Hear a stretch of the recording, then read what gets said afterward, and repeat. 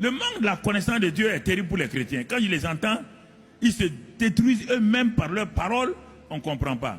Combien de jeunes filles ici, des jeunes gens, crient chaque jour, Seigneur, où est ma destinée, où est mon futur? Votre prière, c'est ça tous les jours. Et les chants chrétiens sont remplis de ces mots-là. Dieu nous a donné une destinée, Dieu nous a donné un futur, Dieu nous a donné... Les chants sont remplis, mais quand on regarde, on ne voit pas de réalité, on ne voit pas d'exaucement. Donc les gens se contentent tout le temps des chants qu'ils chantent pour se satisfaire, pour s'apaiser, apaiser leur cœur.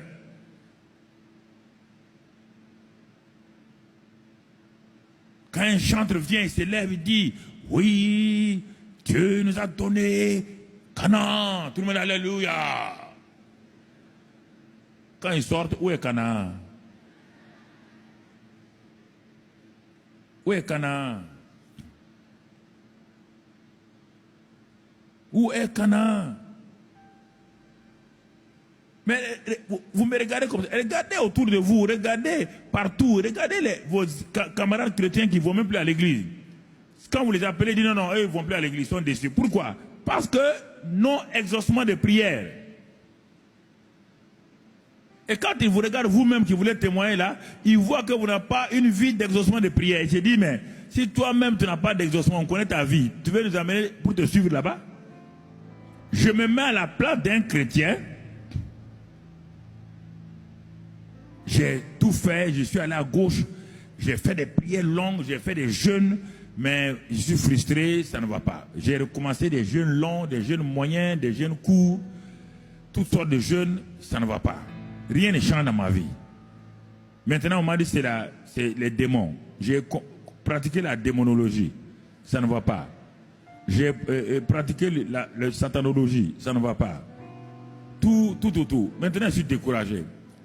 Dieu me dit, mon fils, moi, je n'ai pas bougé. Tu n'as pas vu dans Hébreux 4, verset 16, que je suis assis sur le trône de la grâce. Approchez-vous de ce trône-là de Dieu. Avec quoi? Simplement avec foi, avec assurance. Et je vous écoute, il dit, mais je n'ai pas bougé. Je suis assis sur le trône de la grâce. Je suis assis simplement sur le trône de la grâce. Mais je t'ai vu, toi tu m'as déplacé, tu m'as mis sur le trône de la loi. Et le trône de la loi, on ne répond pas là-bas. On vérifie si tu es bon, tu n'es pas bon. Si tu n'es pas bon, on te châtie. Mais le trône de la grâce, c'est différent. Quand tu t'approches de moi, tu ne me vois pas comme un Dieu de grâce. Tu me vois comme un Dieu dur, un Dieu qui impose des choses aux gens. Et c'est pourquoi tu viens, oh Seigneur, tu vois, oh Dieu. Et il dit, mais pourquoi tu pleures? Mais pourquoi tu pleures? Est-ce que qui est assis sur le trône, c'est Satan ou c'est Dieu?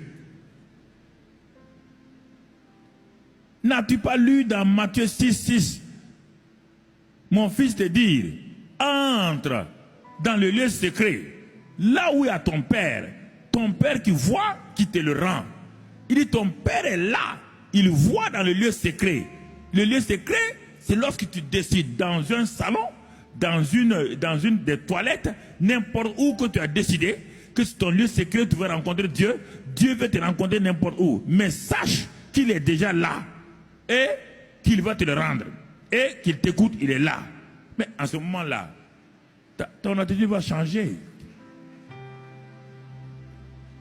Pourquoi vous criez sur Dieu? Je vous pose la question. La prière que vous faites là, Jésus apparaît ici tout de suite là. Il y a quelqu'un qui va s'arrêter comme ça, dire comme ça. Je vous pose la question. Vous avez le courage de dire à Jésus maintenant, oh, Seigneur, on va prier, alléluia. Oh, vous avez, même un ange apparaît ici. Tu vas faire ça? Il faut apprendre selon la Bible. Comment on prie selon la Bible. Ne suivez pas les gens pour suivre. Qui que ce soit. Je ne veux pas même que quelqu'un me suive. C'est important. Je suis conscient de deux choses. Le Saint-Esprit est en moi quand je suis rentré dans cette salle.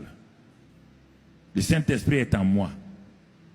Deuxième chose, la Bible dit que le Père est là. Le Père est là, il m'entend. Donc, toute mon attitude de prière va changer.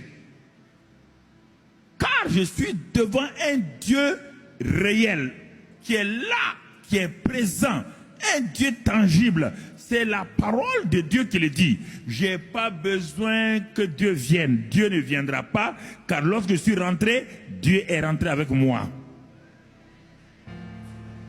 Dieu n'est pas resté au dehors. Quand on va à la prière, on ne part pas pour prier Dieu.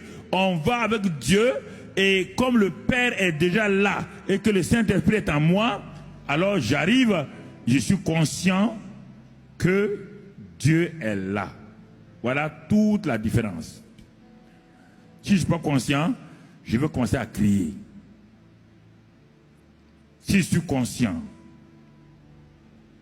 soit je suis à genoux, ou je suis sur ma face, ou je suis assis, si j'ai mal au genou. Parce que si tu as mal au genou, tu te mets à genoux, tes genoux vont te prier et tu vas comprendre ta douleur. Tu vas te lever en 10 minutes. Il faut être à l'aise avec le Père. Comme ton enfant est à l'aise avec toi. Quand ton enfant s'approche de toi pour te prier, l'enfant saute sur tes pieds, tes jambes, l'enfant vient mettre sa tête sur tes pieds, l'enfant vient s'arrêter, il t'embrasse et tout. L'enfant parle comme cela. Quand on part prier Dieu, on va dans une attitude d'enfant. On ne va pas dans une attitude arrogante. On ne va pas pour montrer à Dieu que j'ai jeûné. Je suis au 5e jour. Dieu ne jeûne pas. Il ne déjeune pas. Dieu, mon frère, ma soeur, ton jeûne n'inquiète pas Dieu. Ça n'influence pas Dieu. Dieu est Dieu avant ton jeûne. Il reste Dieu à part ton jeûne. Il reste Dieu après ton jeûne. Il ne change pas. Il n'y a aucune ombre de variation en lui. Aucune ombre de variation. Dieu ne change pas. On dit le Père est là. Matthieu 6:6. Le Saint-Esprit est en toi et tu vas dans la présence du Père. Le Saint-Esprit est en toi. Il dit qu'il est assis sur le trône de la grâce. Hébreux 4:16. Il dit approchons-nous avec un cœur sincère, avec assurance. La seule chose, qu'il n'y ait pas une mauvaise conscience en moi. C'est ça que le Père ne veut pas. S'il y a une mauvaise conscience en moi, j'ai beau prier 3 heures, je sortirai sans aucun exaucement. Parce que la Bible dit, si ton propre cœur te condamne, qu'est-ce que Dieu va faire? Si ton propre cœur te condamne, ton propre cœur va empêcher ta foi de s'exercer. Même si Dieu veut te donner quelque chose, tu ne l'auras pas. Donc c'est ça. Apprenons à prier par la parole et le Saint-Esprit. Je m'assois. Peut-être j'ai quelques chants, des petits chœurs que je connais. Je les enlève de la 3e personne et je les mets à je parle à Dieu. Parce que le problème, quelqu'un rentre dans une salle, je prends quelques cantiques, il veut les chanter. Il a l'habitude de chanter à l'église. Il est assis sur son trône élevé. Et il va dans la salle où il prie là, il dit, il est assis. Dieu dit, il parle à qui? Qui il là? Non. Tu rends le cantique personnel. Tu dis, tu es assis sur ton trône élevé. C'est ça. Tu le rends personnel. C'est entre toi, il est là, il est présent. Rends-le personnel.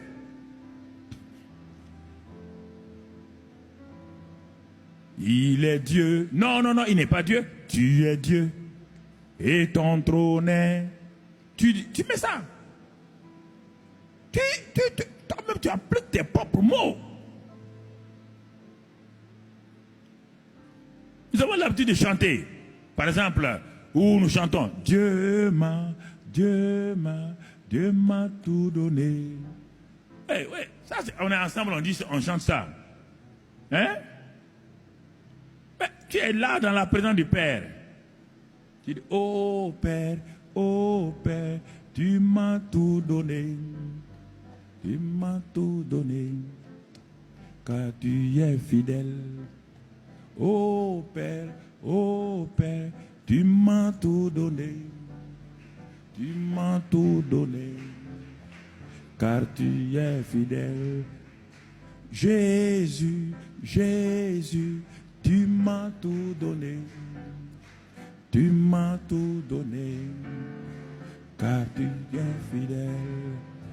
Jésus, Jésus, tu m'as tout donné. Tu m'as tout donné, car tu es fidèle.